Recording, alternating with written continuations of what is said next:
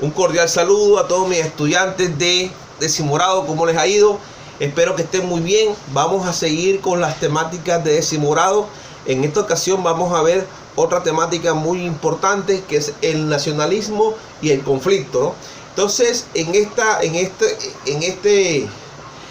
ocasión vamos a ver la mitad de la unidad, que vamos a ver los conceptos de nación y nacionalismo, así como sus características principales, y vamos a ver los tipos de nacionalismos. Entonces vamos primero a identificar qué es la nación. Nosotros, para poder identificar qué es una nación, tenemos que entenderla desde su sentido político y de su sentido cultural. Cuando hablamos de su sentido político, estamos hablando que un conjunto de personas ya se rigen bajo un ordenamiento jurídico, y que tienen unos mismos derechos, y que el pueblo ostenta la soberanía y ostenta el poder. Cuando hablamos de una nación con sentido cultural, es aquella comunidad que está relacionada entre sí por unos lazos de solidaridad e identidad. ¿Ya? Eso es lo más importante, y comparten unas mismas características como la lengua, la raza, la historia en común, la cultura y las tradiciones. Entonces mire que ahí tenemos que mirar que la nación la podemos interpretar de estas dos maneras. Ahora vamos a ver cuáles son los elementos que tiene que tener una nación moderna. Aquí nos están diciendo que la existencia de unos aspectos culturales comunes, los cuales se pueden identificar en una identidad étnica, ¿cierto? Entonces, a veces pues nos identificamos en una nación por algunos rasgos, algunos rasgos étnicos, que vamos a ver después qué es la etnia, para que quede eso claro. Vamos a ver también la existencia de un referente político espacial en el cual se presenta en un territorio delimitado. O sea, hay un orden político y administrativo. Por ejemplo, ustedes ven a Colombia. Colombia es un espacio que está delimitado, y que por dentro está ordenado de una forma política y administrativamente, ¿cierto? Entonces, ¿qué pasa? Que una nación se caracteriza por eso. Está delimitado, o sea, ese grupo de personas viven dentro de un territorio, y ahí se ejerce soberanía, y está administrado de una forma política y administrativa. Ahora, también en una nación moderna también está constituida, uno de los elementos principales van a ser los elementos históricos que componen ese territorio, porque nosotros todos tenemos una historia, ¿no? Una historia en común. O sea, eso es importante en una nación, una historia que tenemos en común. Todos los colombianos, por ejemplo, o celebramos las fiestas del 20 de julio y el 7 de agosto. O sea, eso hace parte de la nación. Entonces podemos decir, para concluir, que la nación es una comunidad política establecida en un territorio definido, que cuenta con unos elementos culturales e históricos comunes, y cuyos miembros comparten un sentimiento de pertenencia e identidad colectiva, ¿cierto?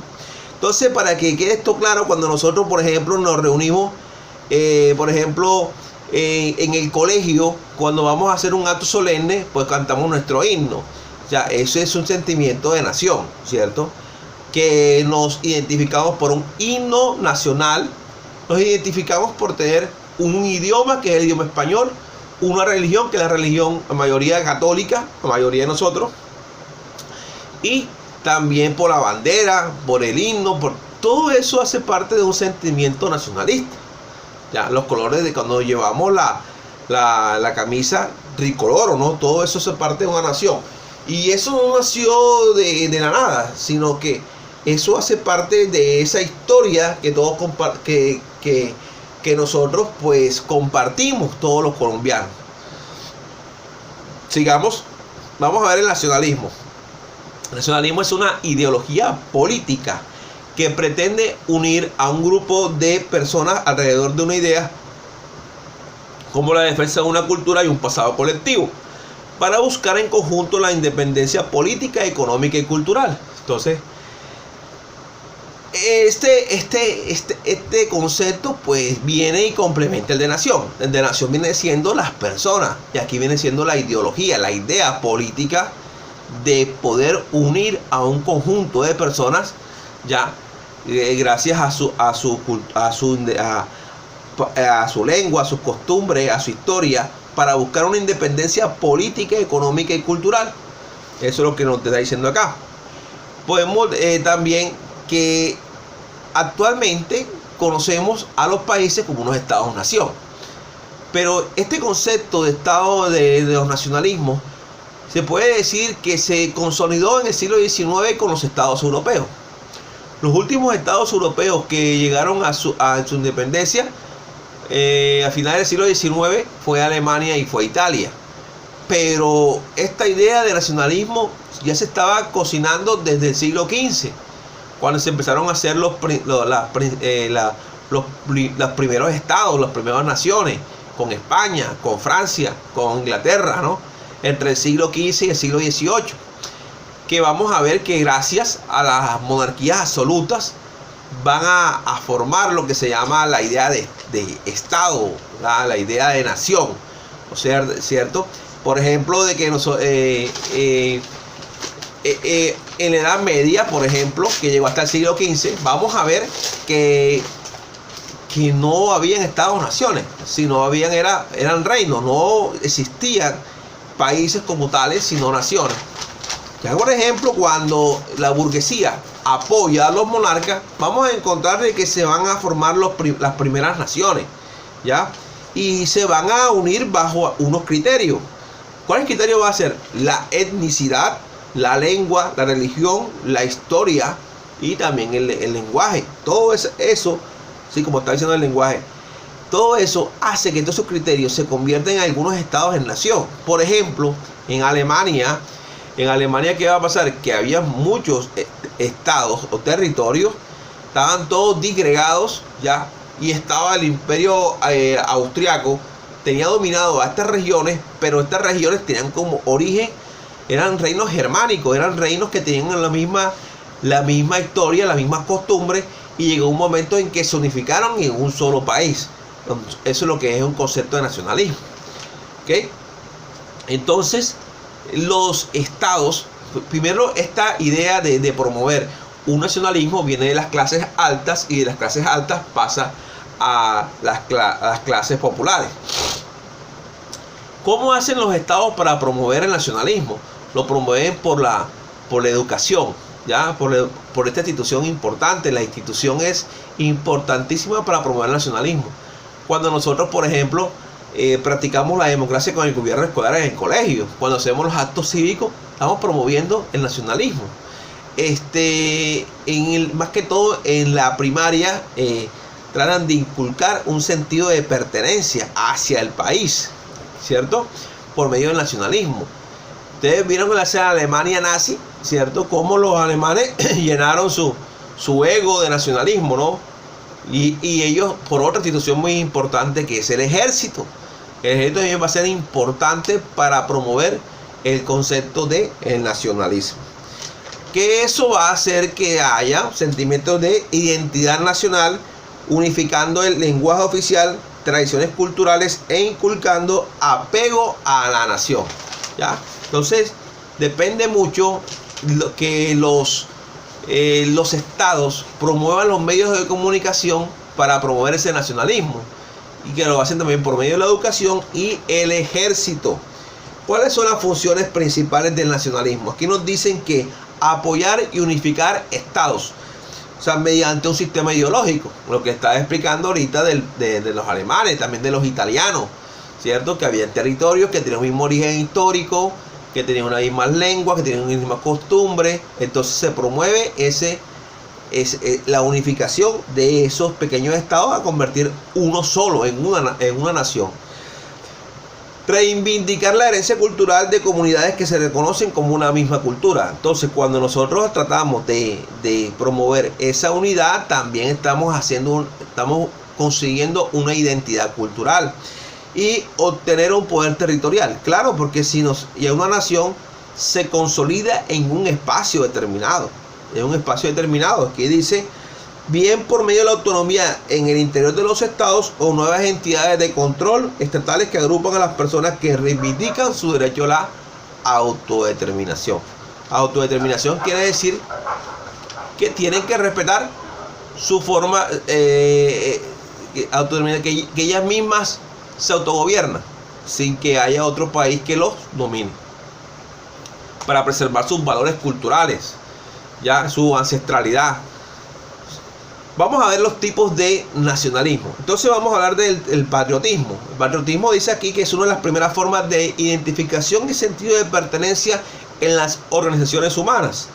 Entonces se dice aquí, relacionada con los lazos emocionales que se sienten hacia la tierra donde se ha nacido, con la que se crea un vínculo que determina la cultura de cada persona, su historia y sus tradiciones, ¿cierto? Entonces, como decís tú, el amor a la patria, dice aquí Juan Jacobo Rousseau allá en el tiempo de la Ilustración, que hablaba de religión cívica, que daba unidad al Estado y permitía que los individuos prestaran un servicio a su patria.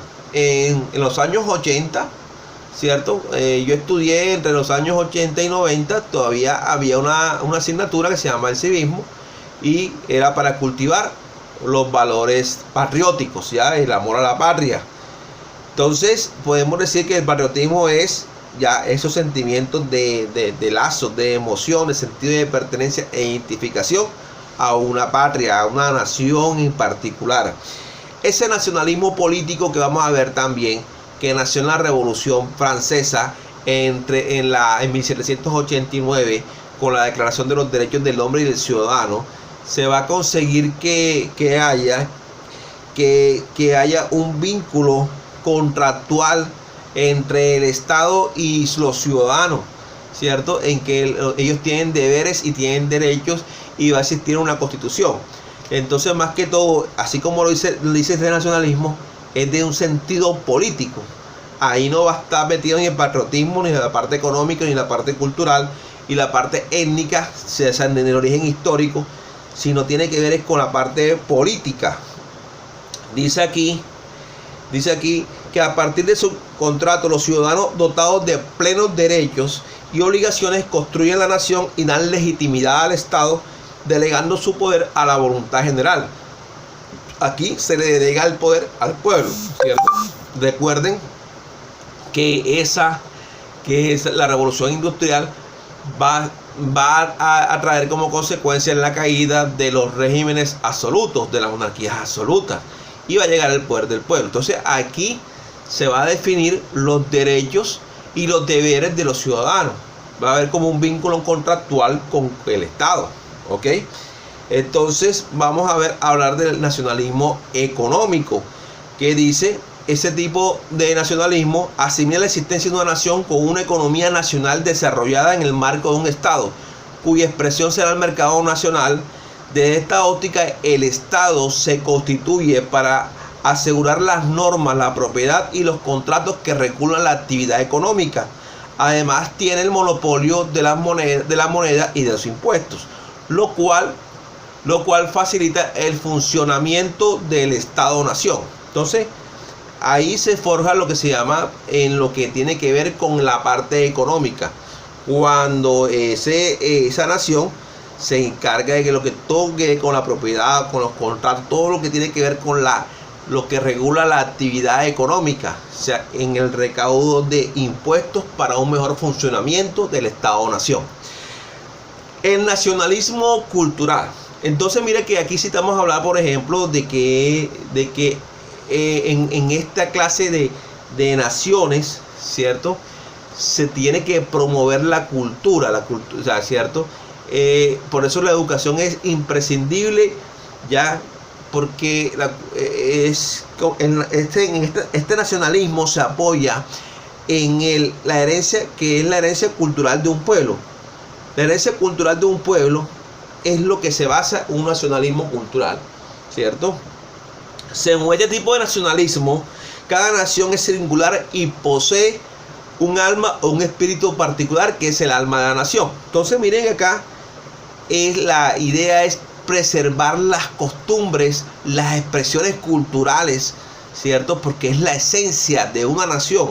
Cuando una nación una parte de la cultura. Por ejemplo, cuando nosotros tratamos de preservar nosotros apoyamos a preservar las costumbres de los pueblos indígenas como los guayú, los arhuacos, a que no se pierda esas culturas.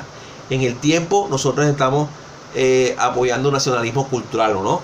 Porque eso hace parte de nuestra esencia colombiana, ¿ya?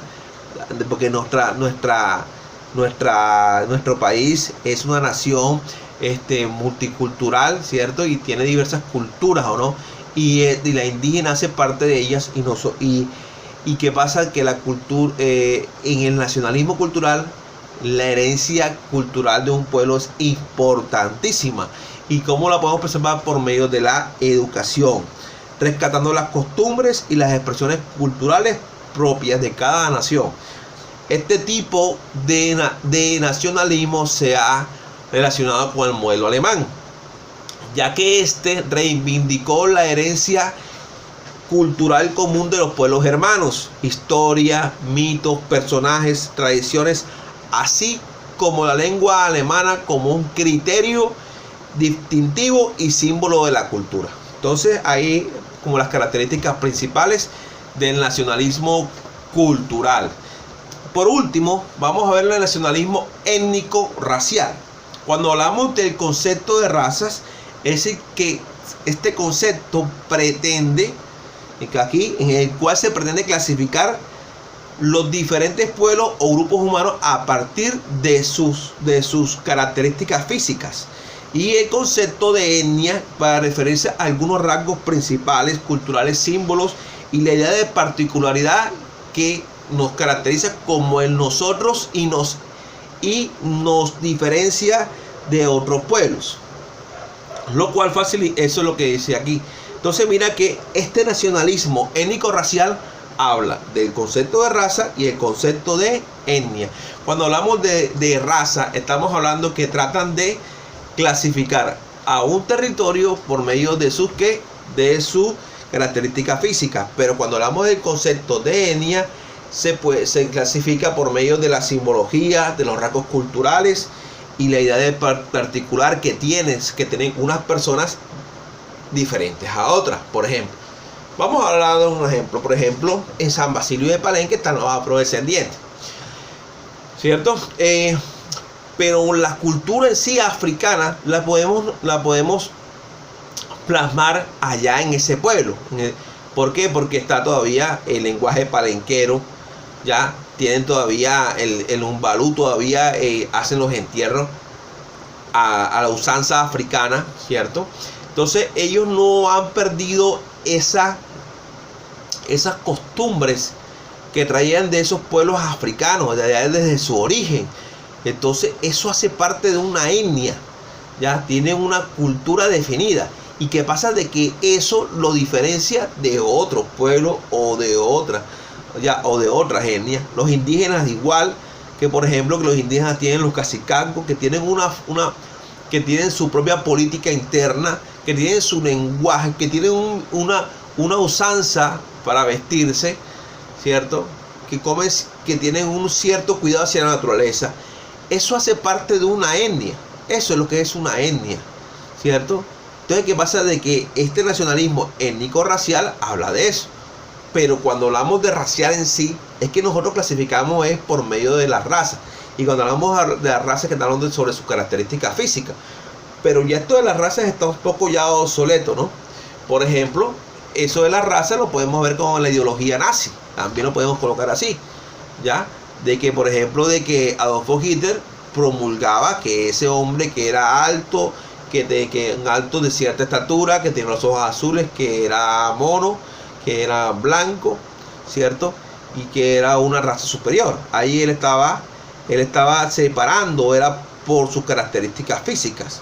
Es lo que se llama el concepto de raza. Entonces aquí dice, en ese sentido, las diferentes distinciones raciales favorecen el nacionalismo, pues por ser señales físicas evidentes que pueden contrastar fácilmente de la misma forma el parentesco y los lazos de sangre propios de la etnicidad, permiten unir a sus miembros de un grupo y excluir a los que son ajenos o diferentes de uno. Por ejemplo, Sí, claro, o sea, tú vas a Palenque y la mayoría de ellos son negros, o sea, porque, o sea, tienen ciertos rasgos físicos, pero no es el único criterio para decir que es una etnia, porque tú puedes relacionarte con una etnia si te identificas por ellos, por sus valores culturales, por su simbología, te identificas con ellos, o sea, tú puedes ser afrodescendiente sin tener ese color de piel, ¿ya? Ok, entonces, una característica de este nacionalismo también, dice aquí, es que se reclama una pureza racial, con lo que le estaba hablando, del grupo étnico dominante, que muchas veces supone poseer unas mejores características unas que las otras. Por ejemplo, cuando hablamos del imperialismo, que hablamos del eurocentrismo, que hablamos que los europeos se creen una raza superior a las otras razas, como los asiáticos y los africanos. Entonces, este tipo de nacionalismo se ha relacionado con las culturas orientales, dada la casi total homogeneidad étnico-racial de culturas antiguas como China, Corea y Japón, así como su histórico rechazo a los intentos de dominación occidental, contrario a la heterogénea composición étnica europea. Si ustedes se dan cuenta, los coreanos, los japoneses y los chinos son muy celosos con su cultura, y ante todo, con su cultura milenaria, y ante todo, ellos han luchado contra toda occidentalización europea. Ellos son muy respetuosos de conservar sus costumbres, ¿no? Sus costumbres, su religión, o sea, todo lo que tiene que ver, eso hace parte de un nacionalismo étnico y racial, ¿cierto? Este es como lo más importante. Bueno, aquí les hice como una pequeña síntesis de lo que vamos a ver en esta semana. Traten de hacer una comprensión lectora del tema, comprender qué es nacionalismo, qué es nación, sus características y tipos de nacionalismo. No es aprenderse las cosas de una forma memorística, y por favor, tienen 10 días para hacer la actividad, y los extraño mucho, y cuídense y clave, el aislamiento, ¿ya? No, en este tiempo no reciban visitas de nadie, ¿ya? Aunque parezca grosero, no es el momento de hacer visitas, y esa gente imprudente que puede ir de la calle puede estar contaminada. Entonces, mi invitación es a cuidarse y que muy pronto nos podamos ver. Muchas gracias, muchachos.